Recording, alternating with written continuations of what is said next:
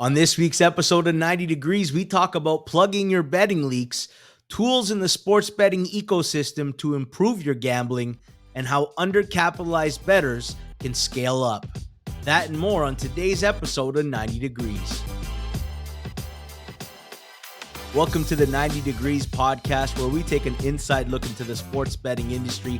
I'm your host, G-Stack George, and I'm excited because today we've got someone that's very well known within the educational gambling space, Captain Jack, professional advantage player, co-founder of Unabated. Jack, thanks for joining me. Oh, man, George, it's a pleasure to be here with you. I've been looking forward to this. I think you're doing a great job with this podcast. That means a lot to me. And like normally I ask people, how did you get started in gambling? But that's not the first question I have today. I wanted to tell you a story about when I was just getting started, leaving my job in the media world and pursuing this thing professionally full time. Your videos, and specifically the first two I remember watching, were your interview with legendary gambler Dink, and also your video of thinking of sharp betting on a spectrum. Those were like the first two videos that I watched. And then I got into that educational rabbit hole, your YouTube videos, the Circles Off podcast. And it really helped shape me as a bettor. And that's why when I do media, I try to give back a little bit as well for that person who was me a few years ago, still wanting to learn and figure out how to do things the right way, as opposed to a lot of the other content we have. So I want to thank you personally for that. Oh, well, hey, you're welcome. You got caught in the funnel. I've learned about this YouTube funnel that once you start down a rabbit hole or whatever you want to call it, man, you just get fed that each time you go to YouTube. I have a lot of people that used to say to me, every time I go to YouTube, it's all your videos up there. What are you doing to have your videos plastered all over?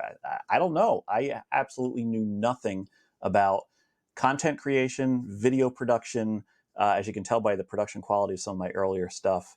And I just kind of lucked into it. And now that video with Dink, I'm not sure what kind of lightning in a bottle I found on that one, but it's approaching 500,000 views now. I think it has something to do with the title, which is How to Win at Sports Betting Without Models or Computers. And then also just because Dink is he was such an interesting guy, just his profile himself was just so interesting. It attracted a lot of people. And it's great because I actually just watched that the other day. So I haven't watched this in a while. And I was like, okay, besides the production quality, man, there's just a lot of good nuggets of information in this video. So yeah, I'm proud of that one. Yeah, I still watch that video from time to time. And what hooked me was the how to win without using a model, because I didn't know any concept of what a model was. So that's what sucked me into the algorithm. And you just talk about getting into the right echo chamber. It feels like social media is an echo chamber. And as soon as you start feeding yourself one type of content, you're just going to get inundated with that stuff. So sometimes I get sent bad content that I know that I don't want. And it's not just sports betting, it's political stuff. And I'm like, I am not watching this because I am going to get bombarded with this stuff for the next week or so. Yeah, absolutely. I've come across a few different rabbit holes on YouTube that I'm like, oh, just can I cancel my history because I don't want to hear about this anymore. And it's every video is about this topic. Yeah. Jack, I actually do want to know, what was your first memory of gambling or sports betting?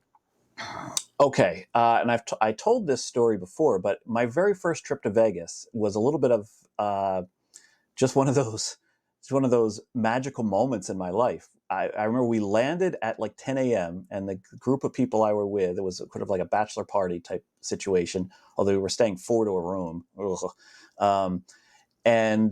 We get there at 10 a.m. Well, there's no way we can check into our hotel. And they're like, this is Vegas. Trust me, I can get us into and the guy walks up to the line and gives him a $20 bill and we're get him checked into the rooms at 10 a.m. And it's like, wow, that's magical. And then I walk into the casino and I decided I wanted to play craps. That was going to be my big game. I knew nothing about advantage gambling at that point. And I went up to a craps table and I buy in and I look down the table and there's Joe Theismann, Don Shula, and Mercury Morris, and they're all playing craps. And I'm at their table. And I actually got on a hot roll and made some money for somebody at the other end of the table because all of a sudden there's this black chip in front of me and the dealer's like, that's for you. And I go, what? And he goes, yeah, they sent that down. I have no idea which one of them tossed it down to me, but they gave me a black chip, $100 chip for being a good roller. And I was like, this is incredible. And so my first exposure to legalized sports betting and whatnot was later in that trip. That was by the way, it was a March Madness weekend, that weekend that I went back in '98, I think it was. Uh, we went into the sports book and everyone's making these parlay bets on, first round games, second round games. I forget which one it was. And I didn't bet anything. I was sort of like, I don't know. And all of them lost. Nobody hit their parlays. Now I think they were probably the shortest parlay was probably an 8-leg parlay or something like that. But I just remember thinking nobody, we all had such a great fun weekend of like playing craps, blackjack, what else in Vegas, but nobody hit a sports bet. So sports betting must be really tough. But that kind of put it in seed in my brain, like there's something about that sports betting that I just want to circle back to sometime later. And fortunately I did. I love that. First of all, I'm a Dolphins fan, so the Mercury Morris and Don Shula on the craps table. My God, what I wouldn't give for that to happen to me just once. I love that. And sports betting has this allure with a lot of people jumping in for the first time that everyone can win at it. Like, oh, I know sports. Sports betting shouldn't be hard. And then we all get that harsh lesson pretty early on that it's not that easy. When do you figure it out? Like, does it take a while for you to figure out, hey, there's a way to actually beat and solve this game? And then when did you start doing that? Was it early on in your betting career, or did it take a while? So my trajectory as an advantage player, I came back from that Vegas trip. I wanted to learn more about how I could spend more time in casinos and get paid to do so. And that stumbled me upon card counting. And I started out with card counting. And I wasn't the best card counter, but I always had this thirst for knowledge, this thirst for what's coming next. So when I got into card counting, I got into some of the online forums that were around in that time, bj21.com, which is Stanford Wong's site. And I got really into it, but I always was like, there's other people doing other things. There was guys doing hole carding, and I wanted to learn what hole carding was. There were guys that were beating some slot machines back in, like, this is like 2000, 2001. There were beatable slot machines back then as well. And so this, walked me down this whole path. I got started in internet casinos because internet casinos were just starting to bud up right there, beginning of the 2000s. And once you're into the internet casinos, you're doing the bonus hustling. In other words, like 20% deposit bonus, you got to play it through 5 times. You grind it out on, $1 blackjack, things like that. And you just rinse and repeat again and again. And that was how I built my bankroll. Made a few $100,000 from grinding out bonuses on internet casinos. Well, what does every internet casino have back then is they have an online sports book. So there were bonuses in the online sports book. So I started to play in there. And mainly, I would just be looking for ways to grind out that bonus as cheaply as possible. I didn't really care about the sports betting, but I started poking around one day, and I still remember it clearly. One of the sports books had bets, prop bets, on how many home runs will be hit in a game. And I noticed all the way down the list of every game on the table there, it was 2 or 2.5 home runs. Then there was games at like Wrigley Field, 2.5 home runs. There was a game at like Candlestick Park in San Francisco, 2 home runs. The big stadiums and the small stadiums were all basically priced the same. And I'm like, that can't be right. Mm.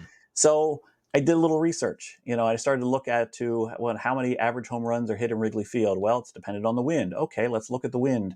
Which way is the wind blowing today at Wrigley Field? Oh, it's blowing out. I'll bet the over. Oh, it's blowing in. I'll bet the under. And it was easy money, George. It was, as easy as it could be. Now, here's the thing. That sports book had a cap of $200 per wager. And I still was able to get down enough money, $200 per wager, as well as ask a few friends if they could bet these as well, that I quickly made I think it was $60,000 I made just attacking this angle.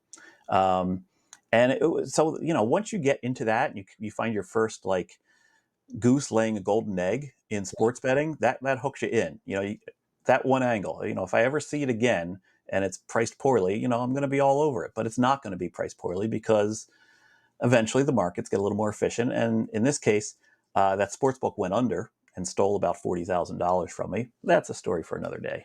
Huh. Yeah, I think that's a story that a few people who've been doing this long enough can relate to. You talk about like going on online forums and like digging for an angle and ways to approach sports betting. I remember the early days of the RX forum. I was a reader because I always I didn't like to lose. I like to try to find the more optimal way to play a game, and so I've always thirsted for that.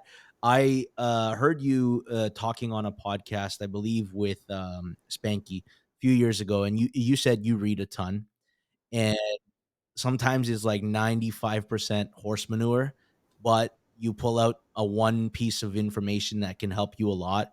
And I do it as well with content. I consume a lot of content, and frankly, it's not even outright like here's the golden piece that you need. Sometimes you just find the one way that could change your perception on how to think of something, change just the rotating it enough that you can look at it at a different way. When it comes to pursuing angles, how often are you doing it? Like, are you as hungry now as you were on the come up at finding new angles to attack?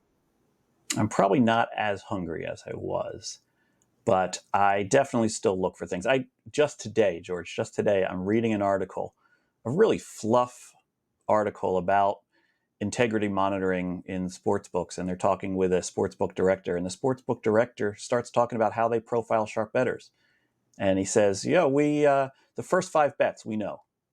Well, what does that tell me, George? That tells me like if I can get the first five bets to look like a total square with this guy, he's going to label me as a total square. Boom! That's huge, huge benefit to that, and that was just from reading another article. Just keep reading, just keep on looking. I do this thing I like to call sportsbook spelunking, where every once in a while I'll just go into a sports book and I will look at every single wager type they have available. You know, whether I've seen it before or not, just go into every game, every wager type. Because every once in a while you just see something that you go, what if I could do this? Would that beat this? You know, it's kind of sort of like the scientific method. You start with a hypothesis Yeah. and then you build some trials around it to figure out if you have a signal here or not. And I do that. I go into everywhere I look. Sometimes I go in there and I find like a really bad pricing mistake, and it's really tough to not want to just hammer them on some ridiculous pricing mistake. Yeah. But more often than not, you find something. So just by keeping your eyes open and just keep on looking. Yeah, it depends on how many hours you wanna put into it and how far you wanna dig. What are you betting now? Like, what sports do you bet, today? So, I mean, I tend to do more top down betting now. Back in the day, I was a bottom up handicapper, NBA totals and baseball totals. And my baseball totals were largely based on weather, largely based on angles that at the time were not well known, but eventually the market efficiency caught up, or the angles became known. It had to do more with barometric pressure than any other weather effect. Um, but that really didn't, I would say it died off in around 2017 or 18. I bet with it through 2019. I regret the last couple of years I did it because it was just a not profitable endeavor. And George, let me tell you, betting baseball is like the worst thing in your life. Like it just grinds on and on. You don't enjoy your summer. It's just, I really feel sorry for anybody who bets a lot of baseball. And then the other thing I did was NBA totals. And I probably could still get an edge there if I worked at it, but I just found it was too hard to do the bottom up stuff anymore. So now I do some more top down. I'm with Unabated. We have great tools for a top down better. And so, yeah, I'll just go to the odds screen and I'll just pick off the edges, or I'll look into derivative markets. I'll look into prop markets, things like that. Um, I wouldn't say, one is better than the other, top down versus bottom up.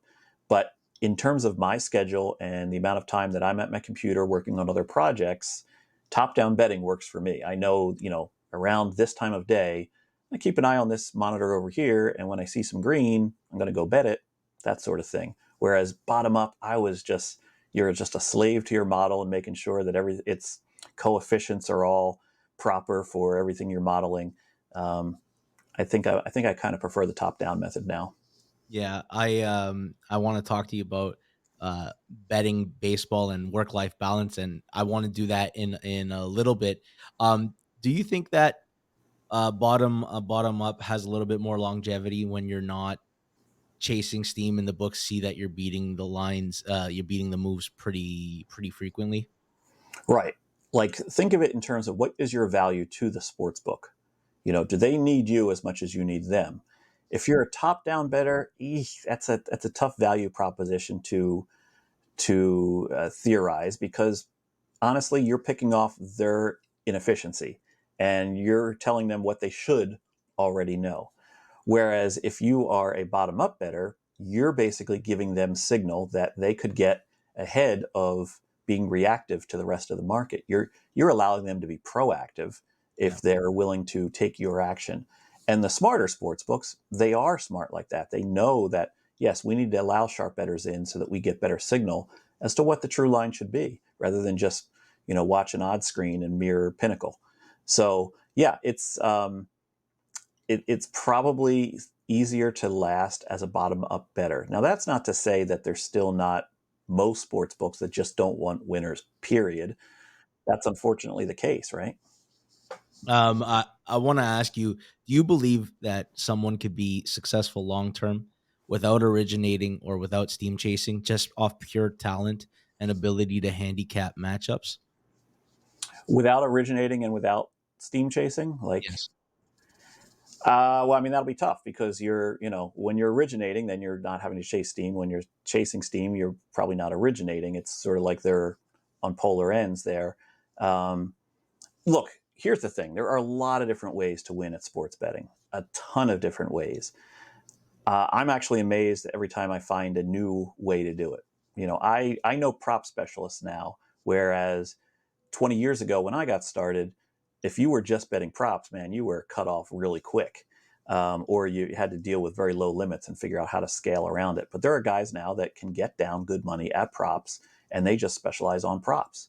I know people that specialize on everything from like contests to DFS pick'em to even DFS. Really, I mean, it's just amazing how many different ways. Like, if I had to redo that video about the spectrum of how sharps win at sports betting, there's probably a few more different stops along that spectrum now than there were just 3 years ago when I made that. Totally. I wanted to talk to you about several different topics, but then I read your article on Unabated plugging your betting leaks. And at first when I clicked it, I said, "Oh, there's no way. I'm buttoned up. I've been doing this professionally. I make a living doing it. There's no way I'm going to qualify for any of them."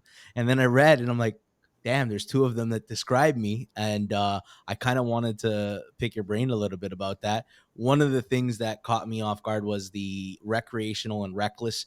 And when the sport that I do bet professionally is football and combat sports like boxing and political events. But I still like to watch a golf tournament or a Formula One race and put some money on it. Now, in football, I can watch a Monday night football game, a Thursday night football game without having any money on it if I have no edge. But for golf and motor racing, I still throw a bet that is not anywhere near my normal bet sizing, but it increases the entertainment value for me. And I didn't realize, yeah, that's actually quite a leak. I'm not doing all the proper protocols. I'm not aware what the price was 3 days ago in market. I'm like pure recreational when I'm doing that stuff, and I didn't realize I have a leak. Do you have any leaks like that? Do you bet on anything without an edge? Is there any fun left for you? Is there any fun left? Look, sports betting for me has always been, for whatever reason, has been like airtight. I just can't even fathom making a bet that is not, in my mind, positive EV, or at least like has a has a decent probability. Like, I could probably count on one hand the number of times I've made a bet on a futures market that I didn't have other research about. And when I say one hand, I could probably bet it on one finger. Like, I'm just not one of those people that I'm going to, hey, my favorite team, Philadelphia Flyers, I'm going to put down, for them to win the Stanley Cup at 100 to 1 or whatever they would be this year. I can't even do that. Not even for the fun $5. I just can't do it. George, that doesn't mean I don't have leaks, man. Everyone's got leaks in some form or fashion. And yeah, I've definitely have some leaks, probably related to having started out as a casino AP, advantage player, and you spend so much time around casinos, and you start to kind of almost feel like you're impenetrable in a casino. You're just like, oh, I can come in here, I can win at anything, because I know there's a way to beat roulette. I know there's a way to beat craps. I know there's a way to beat blackjack. And I often find myself, um, sort of like self rationalizing that I have an edge when I'm in a casino. And yeah, I mean, I'm prone to go on tilt as well, and it's more about casino games to me. Online casino games have always been like a big temptation as well. So yeah, my sports betting's airtight, but some other things in my life, yeah, everyone's got leaks. You just have to be able to own up to it. Because here's the thing, George, and I was thinking about this the other day. Being a sharp better, being a casino AP, being any kind of advantage player of whatever your discipline is all about exactly that, discipline. Like, you are being disciplined in an area where everybody else is reckless. And that's why when you talk to somebody and you say, "Oh, I'm a professional gambler," they immediately just think you're delusional with yourself. They think you're losing. There's no way you could be winning at something that everybody else, 99.9% of the world, loses at. Well, you win because you're disciplined in an area where everybody else is reckless. So, sorry to get off on a little tangent there, but right, but that doesn't that make sense? It's just like, this is all about discipline. So, if you have a leak in your game, whether it be, you know, Formula One racing, whether it be video poker, it's a leak, and you pride yourself on your discipline. I pride myself on my discipline. We just have to be more disciplined about this, because that's all we've got when it comes to Yeah. being advantage players, is we've got discipline where everybody else is reckless. Hey, I want to tell you about Pinnacle. Pinnacle is the world's sharpest sports book and available to bettors in Ontario. Find out what professional bettors have known for decades. Pinnacle is where the best bettors play. Must be 19 plus in Ontario. Please play responsibly. Not available in the US. Now back to the rest of the show. The problem was I wasn't putting it in the same bucket as my bankroll. It was entertainment money. It's like, oh, I'd go to the movies. I'd go for a nice dinner. I'd go to the sporting event. I'd go to this concert, and I was looking at the money from that perspective as opposed to no, but you built a bankroll off of advantage play and betting things with edges, and yet you're throwing it all out and being that square that you teach people not to be when they're doing it professionally. You're doing that on stuff that you don't have an edge on. You're doing it just for entertainment value, and you don't realize it until you read. You're like, that actually is a leak in my game. The other one, this one, I find a lot harder to cut out is the work-life balance leap. And here's the thing: I don't bet outside of football season. I won't do baseball, basketball, hockey, just because I want some semblance of work-life balance in football season, like from August to February. Everybody knows you're not going to see me out socially. I don't go to weddings. I don't go to baptisms. Nothing. I am locked in for 6 months, and it takes such a drain on me from a life perspective. And I realize like I'm putting in 10, 12 hours a day on the screen, and half the time I'm like, refreshing Twitter for to get a piece of news that might come, and I might get an edge on the book and beat them by a couple points. And I'm like, I starting to question in life, how much is the time that you're putting in worth it? And my question for you is, and I wanted to evolve it into automation. How much of what you do is automated versus still manual labor? I am probably the poster boy for doing things the hard way. I've always been that way. I've always done my own math. I've done my own programming. I've done my own research. I've done my own scouting. Even when things are better off done in a team, I'm the guy that's trying to grind it all out solo. Yeah. It's really been probably a bigger hindrance in my career than anything else. I should have embrace division of work, division of labor. And I know that's not automation in the sense that you're thinking of, but it sort of is. Like, if you It have a is. teammate that can take this, if they're good with numbers and they can crunch the math, if they're good with programming, they can do the programming. You can do the whatever you're good at, and the division of labor is a large part of the automation. It's also something that really, once we got this idea for starting Unabated, that's what kind of drove my process in wanting to build this product, is because we're allowing ourselves to be automation for people that might not have those skills. Look, to know what the value of a half point is in the NFL, okay, that's out there in some places. It's not always correct. But what's the value of half a goal in the NHL? Or what's the value of a half point in college football or WNBA? Uh, I know a guy that can figure all that stuff out. His name's Rufus Peabody. He's, in my opinion, the greatest sports bettor in the world today. And So if I can combine Rufus Peabody's brain and then somebody else's incredible user interface skills, and then combine my ability to explain things to people, well, that seems to be something that's worth a decent amount for bettors, and that allows them to level up their game. And that's what we do with Unabated. We create these tools and resources that help you make a more direct path to profitability. It's kind of why we name it Unabated. I actually want to get into that in a little bit. And I love the calculators because it saves me a lot of time of trying to do the math on my fingers. You talked about like division of labor. I was that guy in school that group projects, I had to assume the majority of the workload because I don't know, I just don't trust anybody to do as good a job as I would do, right? I was a bit of a perfectionist and a control freak. And I guess that's why I can't automate myself all the way. A lot of what I do is still manual. I actually want to talk about uh, undercapitalized bettors, guys who are doing well. They have an edge. They just don't have a bankroll. What do you like? What advice do you say to people like that who they feel they're not growing fast enough, and they're wasting some pretty good edges due to lack of capital? Yeah, I mean, you can look to network with other people. You can look to team up with people.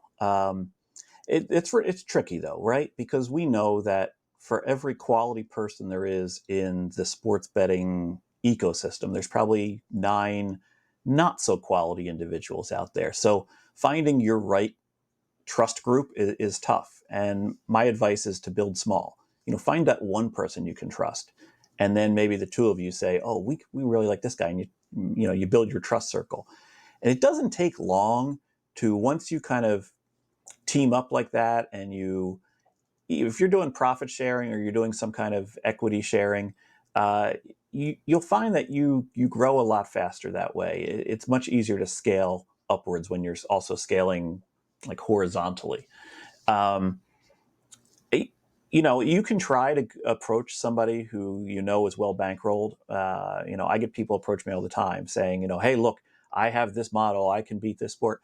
I'm going to be so pessimistic based Yes. on all my life experience that I'm probably just going to shoot you down right at the jump. So that's a tough way to try to do it. When you're building a bankroll, and I've said this in many videos and probably on Twitter a dozen times, you should only be buying one thing with your winnings: a bigger bankroll. You shouldn't be taking any money out of your bankroll. You should be growing. In fact, you should be finding ways to contribute more into it than is there organically. Just because as you get a bigger bankroll, it's much easier to operate. I know it's almost contrarian in thinking because you're like, oh, the bigger bets I make, the more I'm going to be spotted by the sports book and I'm going to be limited. Well, yes, but it's also the more you can take risks on other things that maybe have a smaller edge that maybe the sports book doesn't mind, doesn't see this as somebody like picking off something obvious. Yeah. And so you become a more well-rounded advantage player in sports betting as you get a bigger bankroll. And then you can look into doing things like leveraging that by, coming up with teammates or bankrolling somebody who has a clean account that you can direct them on what to bet on, that sort of thing. So yeah, if you're undercapitalized, it's tough. You either need to keep the mindset of I'm just going to grind it out, um, or you need to go and try to network and try to expand that way so that you can have a bigger footprint via other people. Yeah. For myself, I was working a job simultaneously, and it wasn't until I had a decent enough sized role and, first of all, sample size to know that I could do this long term, that I was like finally ready to step away from my other job and focus on this full time. I've grappled with the idea of leaving Canada, leaving Ontario, and moving to Vegas to pursue my career. But the one drawback that I think is keeping me here is we don't get taxed on our winnings in Ontario. They treat it like a windfall, like a lottery. And I want to know, like, you're in New Jersey, correct? Yeah. What does it look like as a professional bettor in New Jersey as far as the tax system goes? Oh, it's horrible. I mean, it's just paying taxes on gambling win is really tough. Now, Canada's you got it sweet. England's got it pretty sweet too. I think in Canada you can't be a professional gambler. You have to still maintain that you're just a recreational gambler. So, but see, okay, in New Jersey and in the states, You can file yourself as a professional gambler. Schedule C is what they call it with IRS tax forms. And when you file as Schedule C, all of your income is above line, which means you can take your net wins and your net losses, subtract the two, and you're just paying your taxes on your total net, even after expenses. So I can deduct my expenses. So, like for instance, I'm going to head out to Bet Bash. That is a tax deductible expense. That's obviously a business conference that I'm attending. If I was traveling to other states to, take advantage of things in other states, that travel could be tax deductible for me. Now, if I was just a recreational bettor, man, the tax system just screws them over. I've got a video out there where I talk about all the different tax structures that relate to gambling. And it's an eye opener for a lot of people because I think a lot of people think, oh, first of all, I don't declare any of my gambling winnings. That's what probably 95% of bettors do out there, both recreational and even some sharps. But if you're filing as a recreational, it's hell. If you're filing as a professional, it's tough. Like there's a lot of paperwork. You basically have to have business plans. You have to conduct yourself professionally. So it's a very nuanced topic to try to get into. I will say the advantage of being able to do this with a tax structure is you have things like contributing to a retirement fund. So, as a professional gambler, self employed, I can contribute 25% of my income, my gambling income, to a retirement plan, which that's actually really good. If I worked a steady job, I maybe have a 5% cap on what I can contribute. But since I'm both the employer and the employee, it goes up to 25%. And so I was able to build a nice little nest egg very quickly in being able to contribute that much because I was very successful as a sports bettor. So contributing the max 25% helped me lower my net income, and also that is growing tax free in retirement accounts. So I'm going to come out ahead in the long run, I believe. But man, writing those big checks every year, and here's the thing: I don't know any professional bettor who files on April 15th. We all take the extension to October 15th. So I haven't done my taxes for last year yet. It's looming over my head. I want to get it done soon, but writing that huge check just tilts me to no end. Oh yeah. Oh yeah. You mentioned it before. You mentioned Unabated. We're sponsored by BetStamp. I like to call it the betting ecosystem. There are a lot of tools to help bettors now. There's Spank Odds, there's always been Don Best, Unabated, BetStamp, there's sports betting media. Do you think the betting market as a whole is getting smarter because of all these tools? I sure hope so. Look, there's a lot of really great tools out there that weren't here 5 years ago. So that's a good sign that things are trending in the right direction. Do bettors want to use those tools? I don't know. Look, we're creating some some stuff at Unabated that is just like mind blowing in terms of how good it is, and yet we still have people hemming and hawing over our subscription price, which Yeah.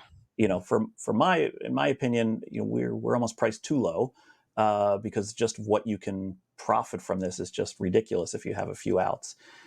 But it is an ecosystem, right?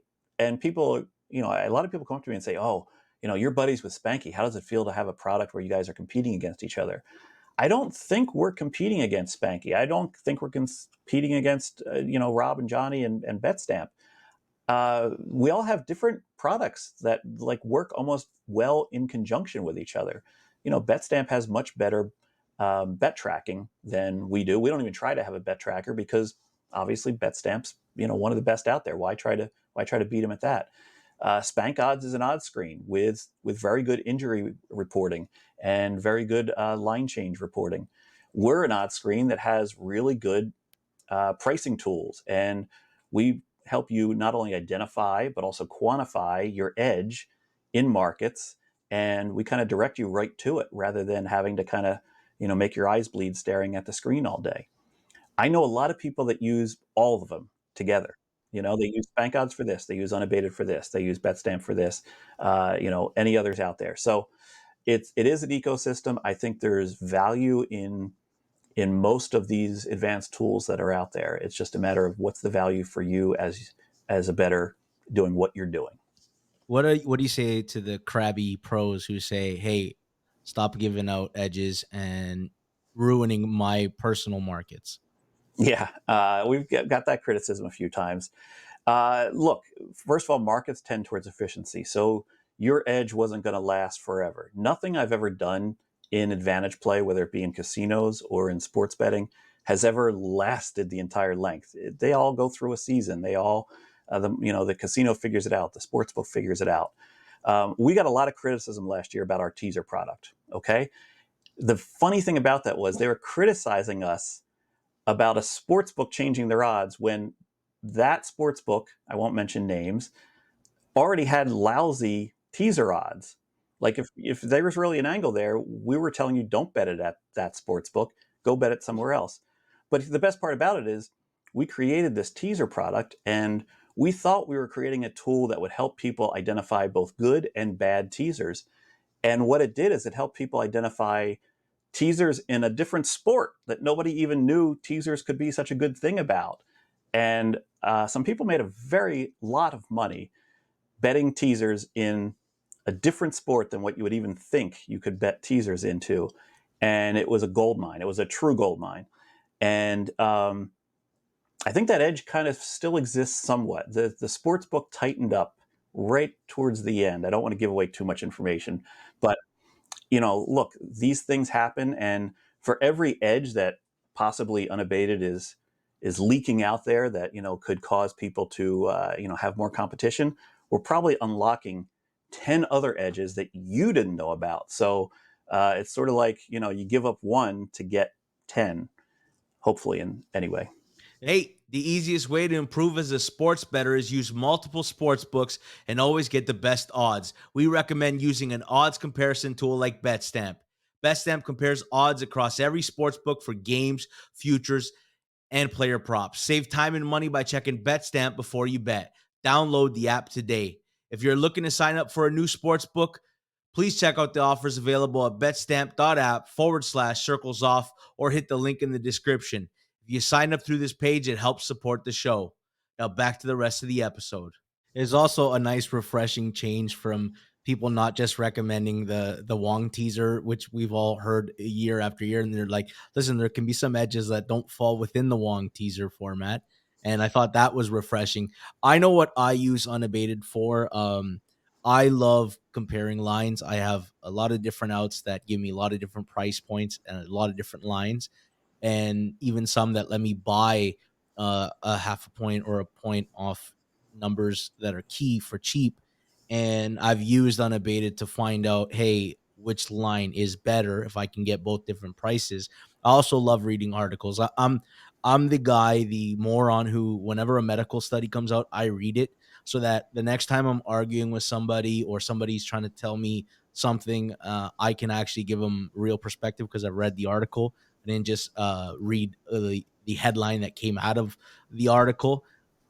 What do you think recreational bettors love the most from Unabated? Like, what are you hearing as far as which tools is good for the person who doesn't do this professionally, or that they can find some tools that work for them? I think for a recreational bettor, or I call them aspirational sharp bettors. In other words, they are maybe rec plus. They're trying to move past recreational stage. They're not quite at professional stage, but they're aspiring to be a sharp bettor. They love our tools that basically point them towards the positive EV in the market. So if you're a premium subscriber on our odds screen, you have a column that's best line. And of all the sports books you have on your screen, we'll tell you what the best line is. We'll also tell you if that line is positive EV when compared to the unabated line. The unabated line is a VIG-free price that we reach by kind of knowing which books are the sharpest per sport. For instance, Pinnacle. Yep. Pinnacle is super sharp with football, super sharp with tennis, super sharp with soccer. There's some other sports books out there that might be a little bit sharper when it comes to basketball or baseball. So for our football screen, it might be heavily weighted towards Pinnacle with a blend of maybe some other sports books from around the world that we find to be sharp, not just sports books in the US, not just regulated books, but worldwide. Yes. And so we have this unabated line, our curated blend. And so if you have positive EV in relation to that unabated line, we'll highlight it right there on the screen. We'll also highlight markets where there is a negative synthetic hold, taking a cue from David Allen Miller's The Logic of Sports Betting. We list the synthetic hold so you can find, how much cushion is there in the marketplace for this bet.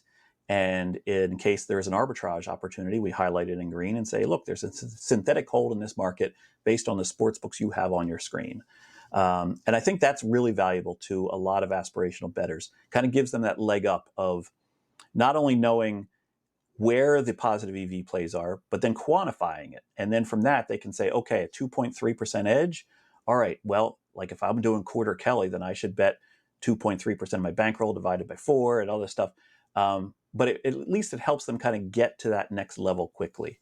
So I would say, yeah, the odds screen with pointing out the EV, and then those tools, George. I mean, those tools, like you can learn what's your CLV on a bet. What is your, what is the hold in this market? What is the vig free line supposed to be?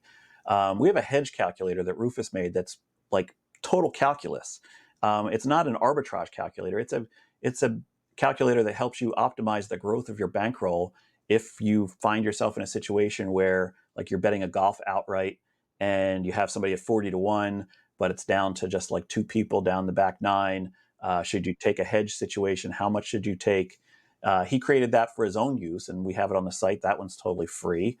And yeah, I mean, the calculators are great for anyone who's just trying to learn a little bit more about how the numbers of sports betting come together.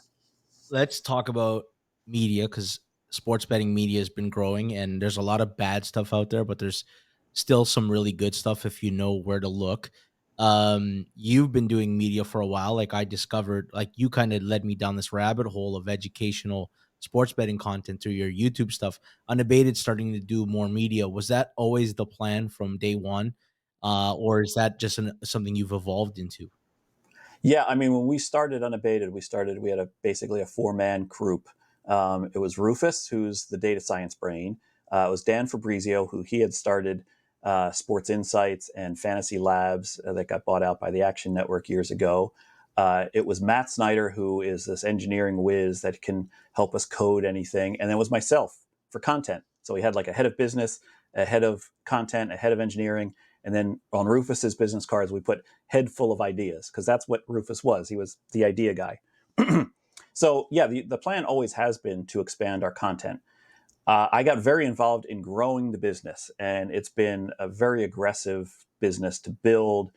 We've got our Discord, we've got this ever evolving range of tools and resources, and I haven't had enough time to get back to the one thing that probably attracted them to me in the first place, which was my YouTube content, the videos that I started in the pandemic, right? And actually, just when we're recording this, just tomorrow, the first of our new weekly series of videos is going to debut. The production value, if my old content was about here, and I'm kind of like chest level for those of you who are just listening, the new content is way over my head. It's heads and shoulders above anything I've done before when it comes to YouTube content. So I'm really looking forward to this. I think there's still a dearth of quality sports betting content out there. You would think that after 5 years of legalization in the US, after a couple years of legalization in Canada, there would have been more that step up. But it seems that everything that steps up is a little bit lower IQ each time. I think we've all seen the various TikTok things where people just give the dumbest advice, whether it be for sports betting or whether it be for anything else. And I'm not sure if they're just trolling the world or if they honestly believe this, or they're that dumb. I don't know. But it bleeds over into sports betting. Everybody wants picks, right? That's the biggest problem we face, is that the consumer in the sports betting industry still wants picks. They want the easy button. Unabated's never been about the easy button. We're starting to kind of ease into a little bit more of it because we realize like that's where the demand is. But for the most part, we've always wanted you to bring something to the table so that you can unlock the secrets of sports betting knowledge by wanting to learn how to use it. Um, and I kind of feel like that's what is guiding me in my content going forward is I need to start appealing to the masses, but I'm not about to change my ethos, which my ethos has always been process instead of picks. So that's what it's going to be. I'm going to be making videos about how to improve your process as a sports bettor. I watch content because I used to work in news media, so I watch it from like a producer's vision. And one thing I've noticed that's caught fire lately is people who cook outrageous food and like throw in a lot of very dumb like nobody would ever eat this. Nobody cooks like this, but they know it creates a visceral reaction. And I believe a lot of people are doing that same strategy of how to build sports betting content where they're giving out some really insane stuff and they know that they don't believe it, but they know it's what's catching fire. I had a grand vision for sports betting media, and tell me if you think that it gets to that place. ESPN's got many channels, a legit cable show that's sports betting all day, all day. You program it like, you got your first take, you got your debate show for an hour, you got a bunch of different formats, and then you get to the evening previewing the games. But specifically from a sports betting perspective, you constantly have the sports betting odds on the screen. And then the other one is, how there's a Manning cast for Monday Night Football, watching a game, but sports betting, live odds. Here's what's happening. Oh, is this injury going to play a role? That's where I think sports betting can get. Do you think that's too ambitious, or do you think that's the way it's heading? I think we're already there. Like, so we have VSIN, we have Sports Grid. Those are two 24-hour networks. Um, the trouble is they always devolve into sports talk radio. And that's the thing, that the mental hurdle that the industry just can't get past is sports betting is not sports. It's betting. It's not sports. And it just goes into sports talk radio and people are like playing, talking about, I don't know. I got really sick of sports talk radio in my younger years. So I just, your visceral reaction to people, those cooking videos, my visceral reaction is to people doing sports talk radio when we're not talking about sports talk. We're talking about sports betting. And then they do have betcasts. I mean, I've seen that on various regional cable channels around me, where they play the video of the game. They sometimes overlay in the announcers, audio, but for the most part, it's betting related. The trouble is, it's square betting related. It's like, I've watched basketball games where they're just kind of tracking who's going to be the highest scorer, and those markets are full of vig, they're full of house edge, and they're like, oh, that was another 2 points, so he's closer to his plus 2,500 hitting. This is incredible. That's not. There's nothing there. It's just fluff. So, look, George, I would be all for that sort of thing. I just don't know how you can turn sports betting into something that would be interesting to the masses. It's interesting to you and I. It's interesting to probably the listeners of this podcast, but it's probably not something that has mass appeal because they just want picks. They just want the narratives. And it's betting is more than that. Here's how you could program it, though. Okay. Not sports talk. Think CNBC, right? Mm-hmm. CNBC, they're talking stocks. They bring on a guy. Hey, why do you think these three companies are on the rise? All right. Why do you think these three teams are right now on the rise and are below market? Why do you think this is a team that you should invest in the futures market because you don't believe they're accurately, like if you start treating it more like a market and less like sports talk, I think there is a market for it. I don't know if it's as big as a cable network, and I guess we talk about that echo chamber. This is my entire life, so I find it very fascinating. But I think you might be right. The average person won't care about stuff on that level. Yeah. Yeah. It's tough because, look, I love evergreen content. That's all I like to do. When I have to do a podcast or a live stream or anything that's talking about just this week's games, I just can't get up for it because I know it's going to have no shelf life. After the game is played, no one's ever going to see it again. I like to do stuff that's going to last. And maybe that's my own vanity. I don't know. But it would be tough with a sports betting network to sprinkle in enough evergreen stuff to go with the right now attitude that people have when betting on sports. Okay, I wanted to talk to you about something that I labeled it as sports betting ethical detachment, right? And do you think inherently sports bettors uh I don't want to say that they have no morals, but we think of things in a different way. Like there was big controversy about Bet Online deciding that they're going to offer Special Olympics offerings. I was talking with a gentleman about a health issue with a player in a league and a family member, and how that might be a distraction, and there could be opportunities to fade this person and there's this team. Whenever someone gets badly hurt, we jump immediately to attack books that haven't changed the lines fast enough. Like we're not living in the actual, like we're not living in the actual as a human being. What you should be reacting to is what's happening. We're thinking how we can take advantage of this. Do you believe uh you have to detach your morals a little bit in order to be able to successfully attack angles? Oh, anytime you get involved in a discussion like this, it's a vast gray area. And it's tough because the world we live in likes to make everything black and white, or at least black and white in the eyes of the beholder. So you mentioned a bunch of different things there. Let's take them kind of one by one. The Special Olympics thing, I didn't get involved in that debate. I didn't know how I felt about it, to be honest with you. And I'm coming as a person that I've made bets on Little League World Series in the past. 12-year-olds, 14-year-olds. I don't even know how old they are when they play Little League World Series. But back in the day, offshore, you could bet on that sort of thing, and I, thought that had a good angle, and I bet it. But I wasn't going out to Williamsport, Pennsylvania, and then shouting curses at these kids to throw them off their game or things like that. I wasn't, doing anything immoral like that. I was just betting into a market that was out there.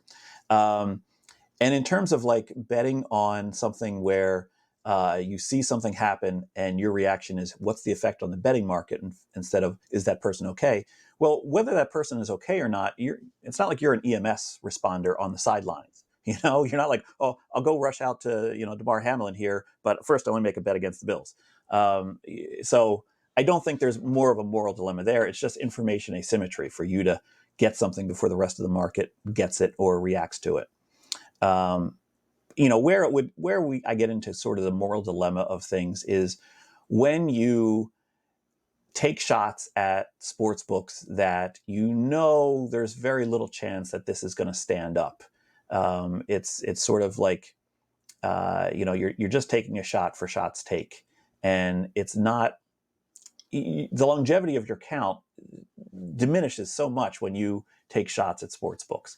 I'm not saying sports books are infallible, and look. I think sports books are culpable for a lot of the errors they make. That's their own fault for not having the checks and balances in place to prevent this from happening.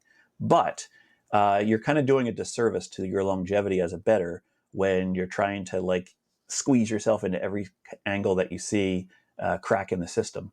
I kind of rambled there, but I think my general takeaway is it's a vast gray area.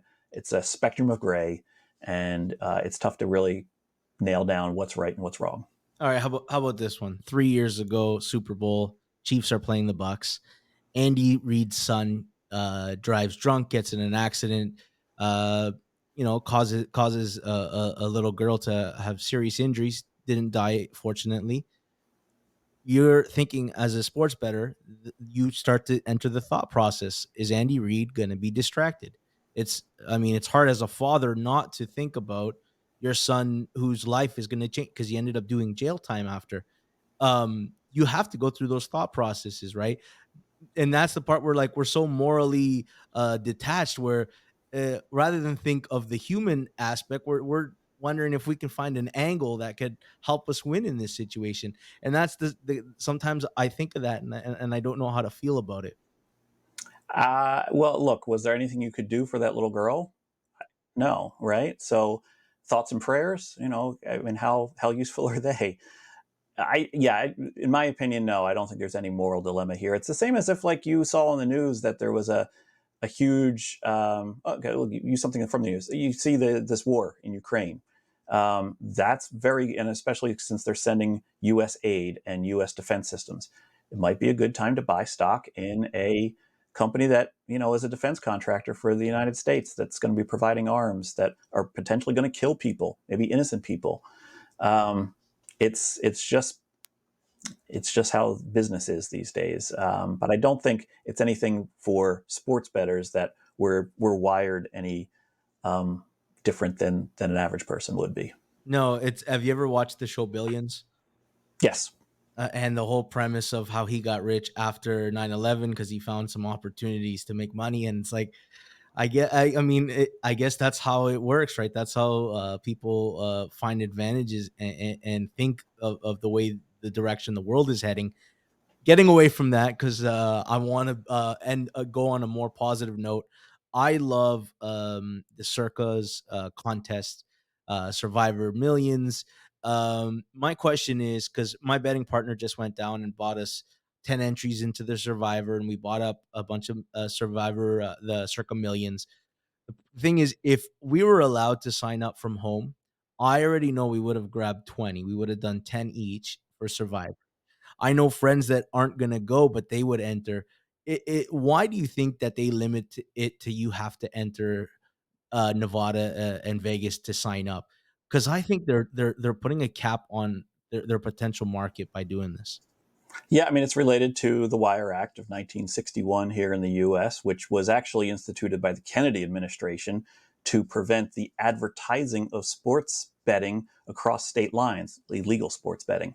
So, if you were in Iowa, there might be signs like saying, hey, over here in South Dakota, we have a great illegal horse racing that you can bet on, things like that.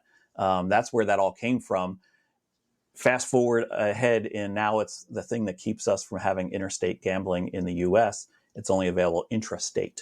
So for the contests, you need to be in that state in order to transact money for entering that contest. And that's the key point of contention there is it's the act of wagering, which is the act of putting down money or value in order to risk something to get something in return, is what is the considered to be the thing that you can't cross state lines on. So that's why you have to sign up in person.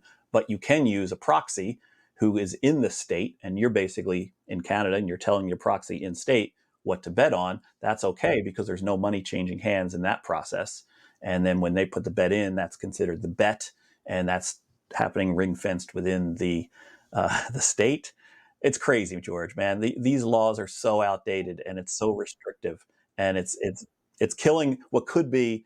Could you imagine how massive this Yeah. contest would be if it Oh was the yeah. entire country? There'd be people in Macau, like, bombing full max entries, like, in, England and Canada. Like, you're talking you could get this contest over 25-30 million dollars in Easily Survivor easily, and higher, higher. Circa could take, like, a 2.5% cut, and it'd still be the largest payout ever, and they'd still do very well with it, and it's just feel like, a lot of governments have so much red tape, and they're restricting the growth of this thing, and frankly, they're losing out on revenue. I totally agree. Look, it is what it is. I don't think it's going to change very soon because it's really tough to change a federal law, especially one that people don't really even know about. It's not going to happen. It's too much of a political football for anyone to really touch when there's so many other things in Washington that get everybody's attention. But I will tell you this, George, and I don't mean to transition into any kind of unabated commercial here. Is we have a Survivor tool coming out here in August. It's state of the art. No one's ever tried this before. Uh, Everyone who plays Survivor knows survivorgrid.com, where you can map out your season. I think we blow it out of the water, honestly. We allow you to basically set the parameters that you want to set as to what you value in your path forward. You can reevaluate it every week. And then we also analyze what everybody else has been playing so that you can kind of figure out what's the contrarian play. What are the leaders playing? What are, all these different ways you can slice it. It'll be out on our site here later in August. And I think it's going to be really kind of a game changer for anyone who's playing Survivor contests, because it's not just Circus Survivor. There's Yeah, Survivor contests all over the everywhere. place. Yeah. DraftKings has some, and RunYourPool.com has some, and all these places where you can go and you could probably face a weaker competition, maybe a smaller pool than in that big contest with Circa in Vegas. Yeah, I look forward to contest season. Unfortunately, I never make a deep enough run in Survivor to analyze what my opponents have been taking and what their strategy probably is moving forward. I have that mentality that I'm not afraid to lose early if I want to win it late, Yeah, and oftentimes I don't get out of the early portion because of it. But I went out in week 1 last year. I went out week 2, 2 years in a row. Cincinnati not beating a backup quarterback. A few years ago, it was against Mike White and the Jets. and last year it was against Cooper Rush and the Cowboys. And I just like, this is a very good team that in two optimal situations let me down. Um, I want to end on like the business of sports betting before we go, because you tweet about it. I find it fascinating.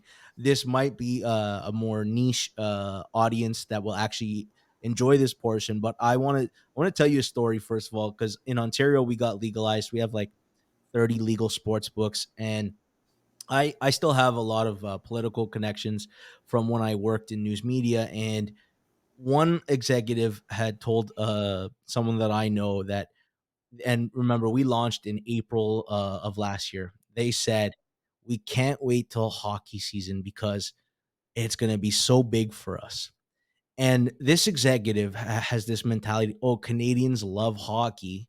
They're probably going to bet hockey like crazy. And it was so, it's so insane because football still trumps hockey betting by like mountains. It's not even close to say, but they had the assumption. Remember, we talked about sports betting content ends up becoming sports talk radio.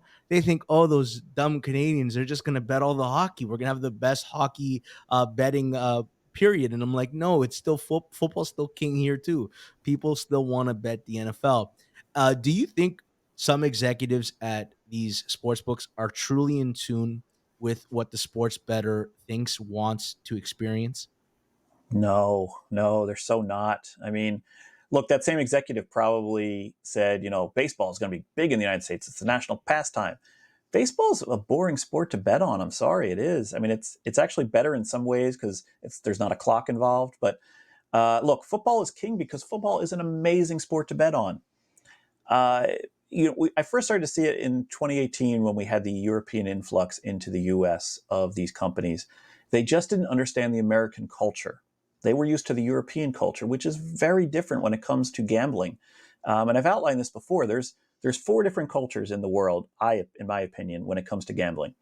The American culture is, you know, if you tell me that I can win big, then you better let me win big. I'm here to change my life, okay? And North America, we'll call that North American culture. Uh, yeah, you have the Asian culture, which is betting big is a sign of showing your importance in the world and showing your favor among the influences of the universe. Very true. It's almost like a religious thing to gamble, and if you gamble big and you win, you must be a blessed person. The Australian form of gambling is very much a machismo type of thing. I bet big because I'm a big and strong, big dick swinging guy. That's how they approach it. But the European way is this is all just recreational. I'm just going to have a small bet here and a warm pint of beer and enjoy this soccer match. And they were used to that, and so they brought that over, and they were making this software that just they didn't even understand American sports. They had some junior league soccer from Europe as the front page of their sports book. They had things in decimal odds. They had commas instead of decimal points. They had the home team on top instead of the bottom. They just didn't get some of the American culture. And I feel there's a lot of great people in the sports betting industry that work at sports books, but not a lot of them that are up at the top levels that are really influencing where things are going. And so there's a lot of people that are just like shaking their heads and going, this isn't how it should be. This isn't how it works. But they have to do what they're told because this is their job. And we're starting to see a little bit of a change, though, right? We're starting to see that there's other companies breaking through. One of the best things that's happening in the United States is sports books are failing. And that's driving down the market license fees that people have to pay to open up a new sports book. And that allows for some of the smaller players, maybe a small exchange or something like that, to launch in these markets because now they can afford to get in there with their low margins and their player first attitude. And I think it's an amazing time for sports betting. A lot of people are saying, oh, the wave of sports betting is dying. I don't think so. I think it's not so much like a wave. It's sort of like there was a build up and it fizzled out, and now the big wave could come crashing in, and this could be a game changer. Unfortunately, all those people that were so hyped about sports betting are now talking iCasino. And that's what we're going to see over the next year or two, the push for iCasino in states that have become disillusioned with how their sports betting industry is going. George, I really fear for this one because I think it's something that is just, it's really tough to preach that responsible gaming when you have some of these iCasinos out there. I talked about my leak earlier in your show. And so if I fear it, it comes from personal experience. And I think that's going to be, unfortunately, a negative game changer in the US and probably Canada as well. The iCasino influence on the entire gambling sphere. For sure, for sure. And that's part of that, like, that's the other side of betting where people are, beyond their means and extending credit card limits. I want to tell you one more story. I was having some drinks in a bar with a friend, and just so happenstance, a person who works in government on the file of sports betting was in the bar. We knew of him, sat down with him, had a few drinks, and I got to bend his ear a little for 30 minutes about the concept of banning sharp bettors. And I don't want to, re-talk about it because everybody always complains, us sharps are not allowed to bet. Once we have a pulse, they kick us out. And I was explaining to him that offshores and local books are still thriving because as soon as you kick these people out, they're going to spend their money elsewhere. If you one day change the laws about banning sports bettors, you keep the money within the tax system and it benefits the government long term. And right now, it seems like they're only listening to the sports books whose plight is, hey, we need to make money, we got to pay our taxes, and not realizing you're losing all the potential revenue and handle that's coming in. I think if you ever do want to change something at a government level, there's certain channels you have to go through. You have to lobby, right? That's just the way things get done in government, and it's going to take some player representatives to do old school lobbying to get through to the government and make them understand the advantages of not losing a bettors that win professionally. I agree. Before we started Unabated, Rufus and I started this company called the American Bettors Coalition. It was a 509c3 nonprofit. We were going to be the voice of the bettor in the whole conversation around legalization and regulation in the United States and maybe beyond. We were a bit shocked how much it was going to cost us to get a seat at the table. In other words, how much it was going to cost just to, when they have a legislative hearing, to get a prominent speaker's role rather than just be a public comment that's submitted. It's a lot of money. It's a lot of donations. It's a lot of stuff that I just didn't want to do, to be frank with you. And we weren't sure where we were going to get the money because sports bettors weren't just going to say, "Oh, hey, Rufus, Jack, you're fighting a good fight. Here's $1,000 towards your cause." We were going to have to get the money from sports books, and so we were trying to come up with a way. Well, could we have like a stamp of approval? You get the ABC stamp of approval for your sports book in exchange for paying us, $20,000 and making sure you applied by go by these guidelines that we set out, and that you anyway. We went far down this road before we just decided there's just no way we can pull this off. And the pandemic really cemented things so that we wouldn't be able to do this.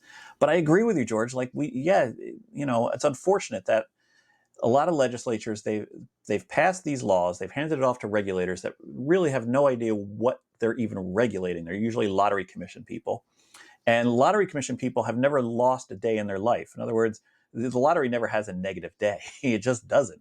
And so, for them to regulate sports betting, which is a thing that, to be fair, has to kind of be a roller coaster going back and forth between the player and the operator, they just don't see it as anything that should ever lose money or anything where the house doesn't have total edge over the consumer. And so, yeah, it gets really tough. To say that I've been a little disillusioned as to trying to fix the system would be an understatement. I'm almost tired of shaking my fist at the clouds and trying to use common sense to convince people that it doesn't have to be this way.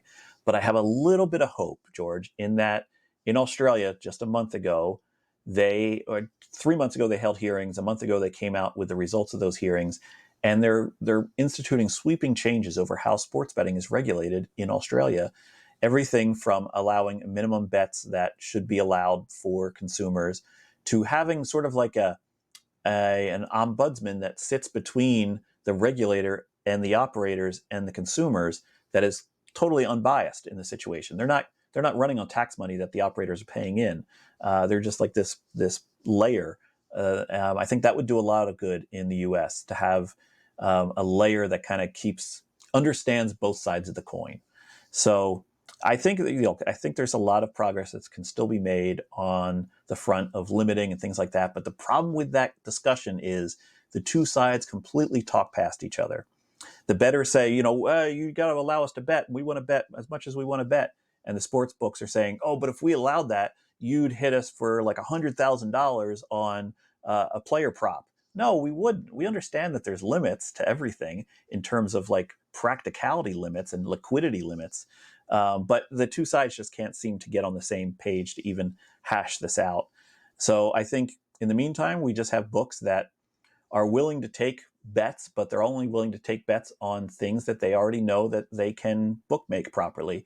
And then you have the soft books that'll offer 1,000,001 wagers to you, and they can be beaten because it's too large of a surface area to defend against.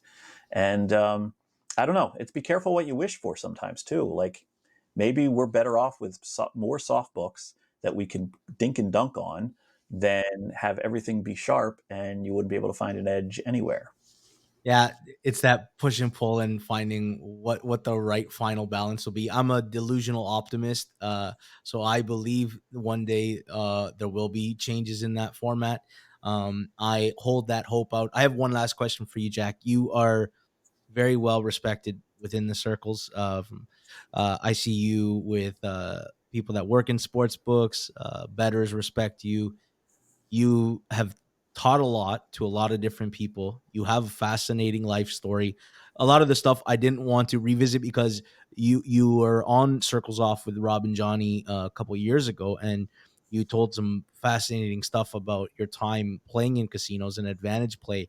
Have you ever thought that you wanted to write a book and tell your life story? I write a book every day, George.